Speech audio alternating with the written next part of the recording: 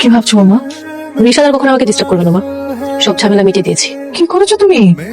টাকা, রিশাদ আমার কাছে 50 লক্ষ টাকা চেয়েছিল, আমি টাকা দিয়ে দিয়েছি, কিন্তু এর বিনিময়ে আমাদের বিয়ের কাগজপত্র সবকিছু আমি নিয়ে চলে এসেছি। টাকার জন্য এত ঝামেলা, তাই না? দিলাম টাকা দিয়ে ওর মুখ আমি বন্ধ করে দিয়েছি। কুকুরের লেজ কখনো সোজা হয় না বৌমা। নিশাদ খুব জঘন্য একটা ছেলে, আবার কখন কোন মতলব নিয়ে হাজির হয় তুমি বলতে পারো? এদিকে এতগুলো টাকা তুমি দিয়ে দিয়েছো, শেজাদ যদি জানতে পারে বৌমা তখন কি হবে একবার ভেবে দেখেছো?